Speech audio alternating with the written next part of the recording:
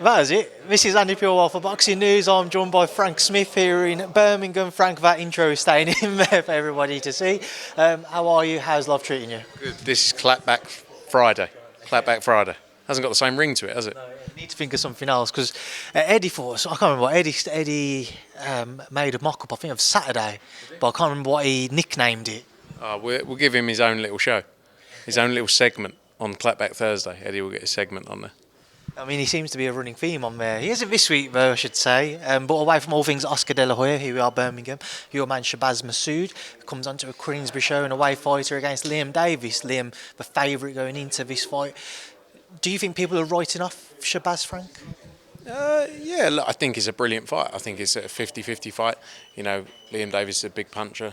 Everyone knows that, but I think Shabazz can go and do a job. You know, I really believe it. He wouldn't have taken this fight. You know, the team wouldn't have taken this fight if we didn't believe that he could go in there and get the win. But it's a real fight, and it's what we want to see.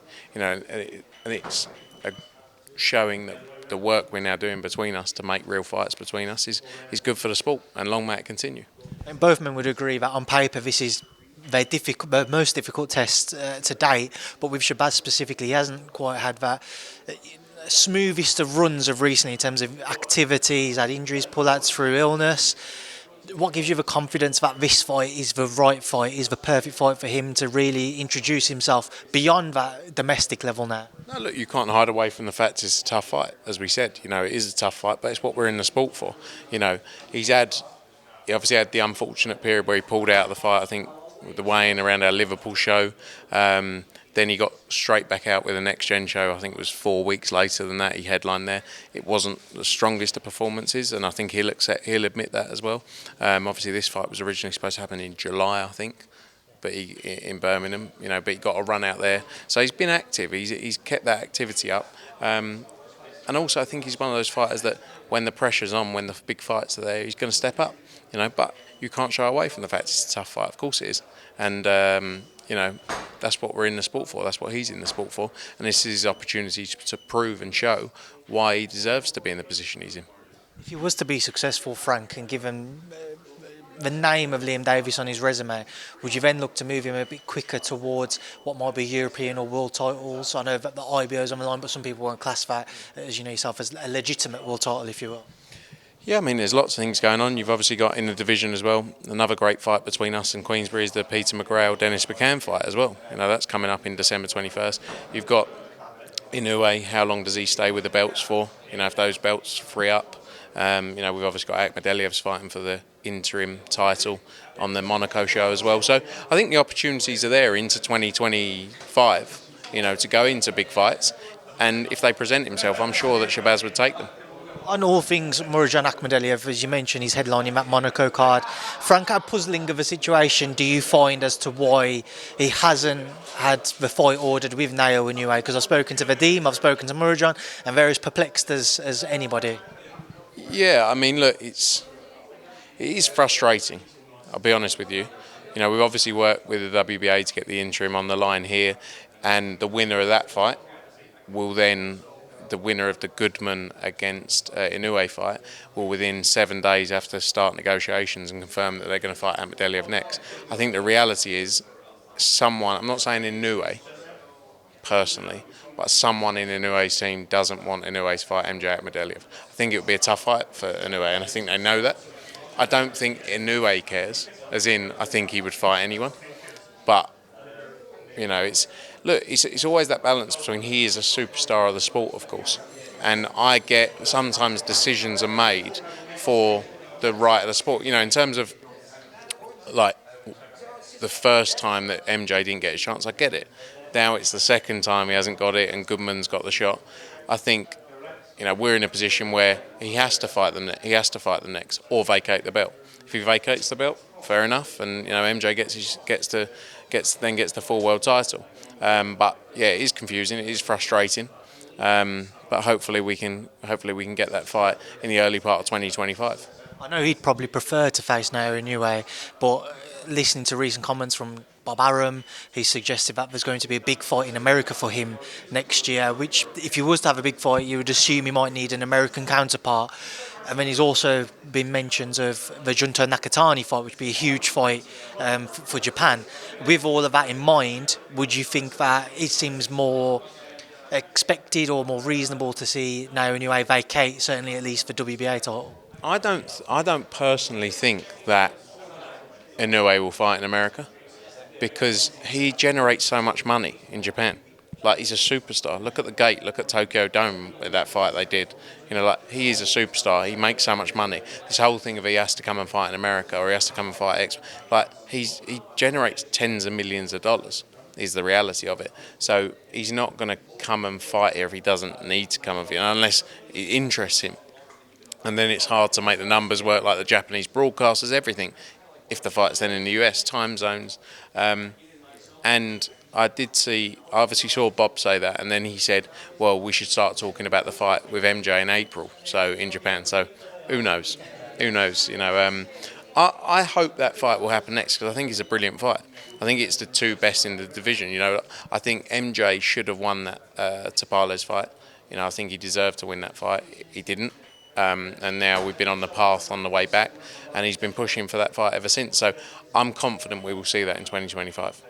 Just on Japan, Frank, the Matchroom prize fighter tournament, I haven't had a chance to ask you recently, but obviously I've seen a lot of reports of it all falling apart now and pulling out. What can you tell me as to what's the situation with the entire tournament?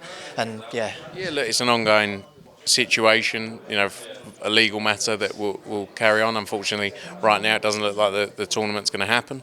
But as soon as we got more news, we'll be able to talk about it. But that's an ongoing matter right now. how frustrating of a scenario do you find that? Because obviously you had the likes of Kieran Conway in there, Mark Dickinson amongst others. I know Mark lost in his fight, but yeah, it seemed to be that it was going to really click into gear for one of them to have a life-changing scenario. Yeah, look, very frustrating. Look, they all got paid very well for the first fight, you know, but it wasn't the aim wasn't just to go there for one show and then.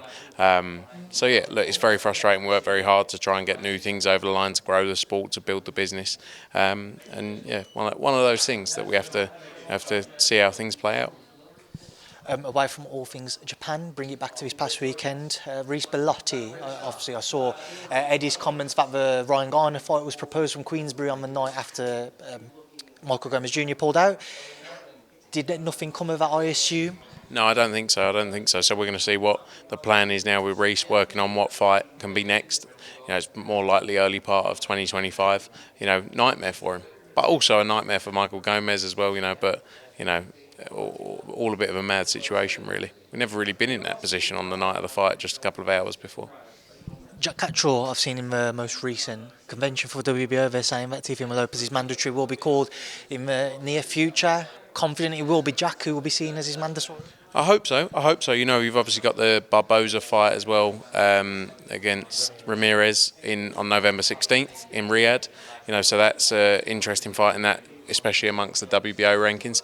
Hopefully, Teofimo seems to be a bit lost right now, has got his matters going on with Top Rank. You know, there's talk about him going to 147.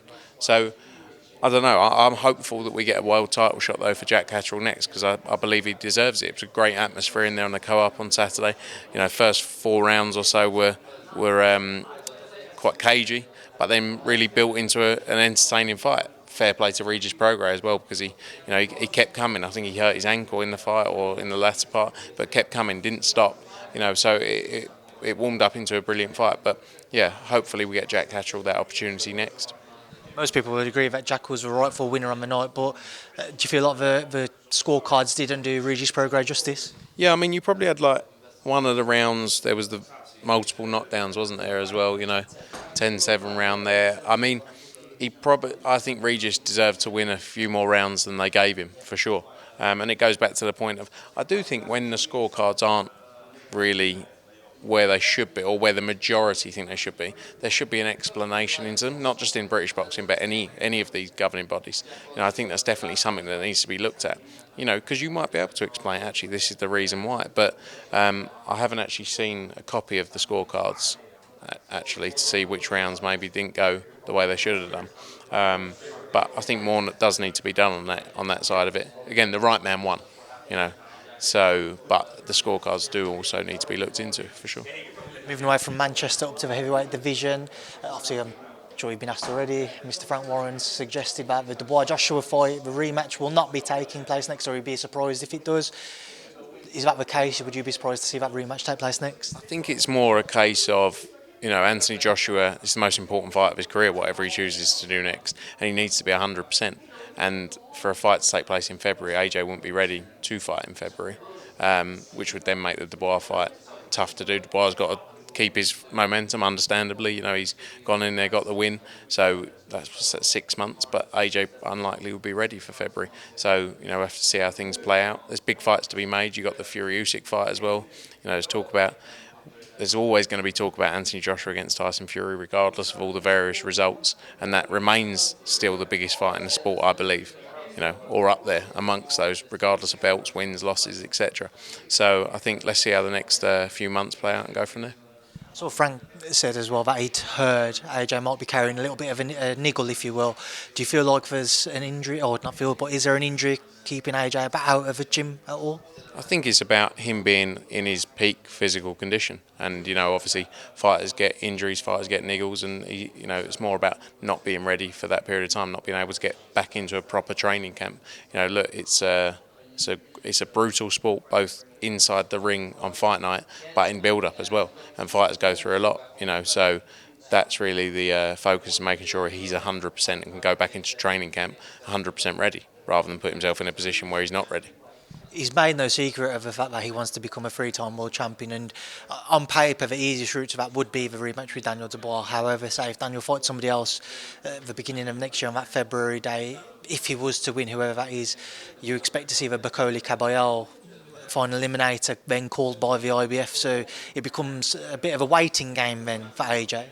Yeah, look, I think anything can happen in the sport. It's a bit like, that's obviously IBF eliminator. The IBF obviously waited before for the undisputed fight. So anything can happen. We'll see. Anything could change in the next week. Someone could pull out, someone could do X, Y, Z. Like heavyweight boxing is a crazy part of the sport to be involved in. So, yeah, let's see. Daniel's going to have his fight. Let's see who he comes up against, and then go from there. Frank, I'm sure you've seen all the questions about Riyadh season, if they'll be doing events outside of Saudi Arabia, around the world moving forwards.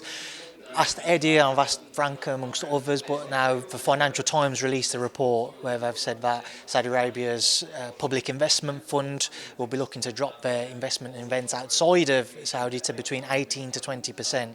Previously, I think it was 2021 or 2020, it was up at 30%.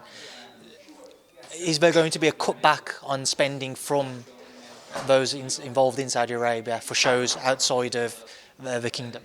Look, I think only the Riyadh season team would be able to tell you that, or obviously I saw the same statement around the PIF position moving forward, and I think that's general investment in sport as well.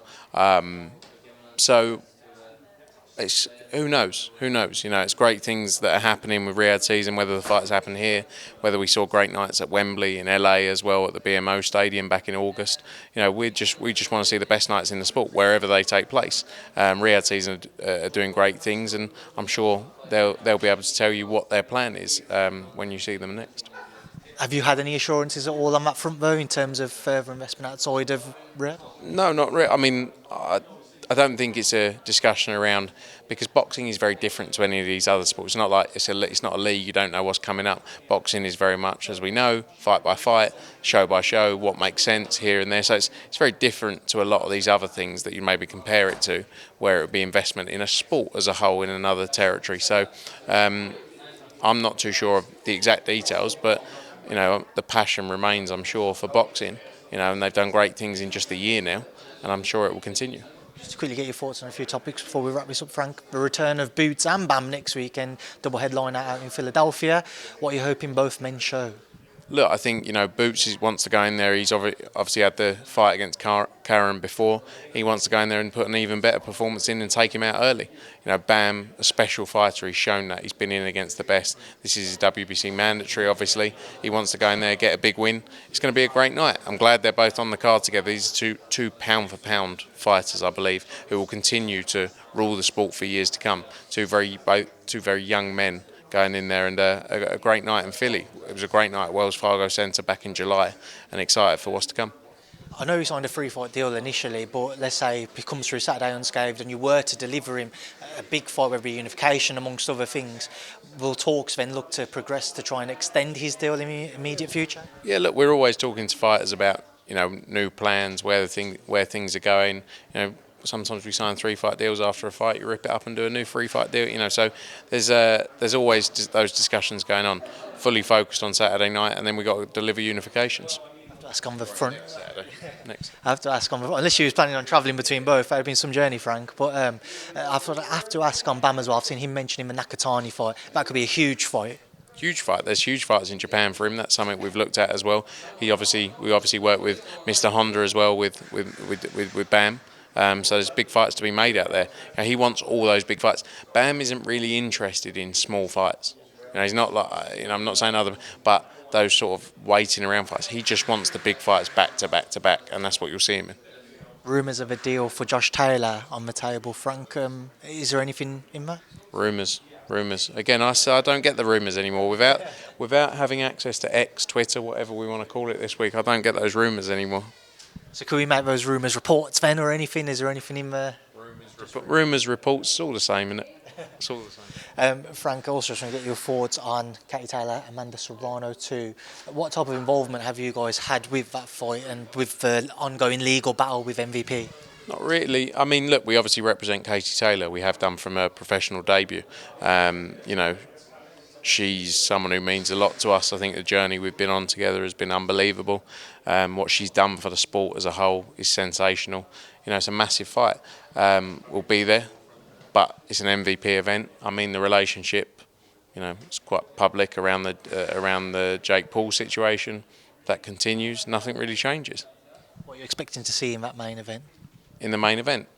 Not main event, sorry, the co-main, if you will. It is for boxing people, 100%. Main event, I'm expecting to see round 11 of what we saw last time, basically. Both going at it. I believe Katie Taylor gets the win, but it's going to be a special fight. Just want to get your thoughts on the upcoming Riyadh season show as well, November 16th. Billam-Smith versus Ramirez. Chris, somebody you've previously represented. Does he come away as a unified champion? Tough fight, very tough fight. But Chris Billam-Smith has really changed people's minds about him so many times, hasn't he? He's gone in and delivered when he's been doubted so many times. And, I think he's got that self-belief, and he's going to go in there and he's going to give it his everything. He knows how much this night means to him, and will continue to change his life with a win in that fight. But it's a tough fight. But I hope he can get the win. As someone, I get on very well with him. We don't represent him, but I have a great relationship with Chris, and I hope he can get the win. Big fight down the road for him, or if he doesn't win, for the winner against Jaya Pataya.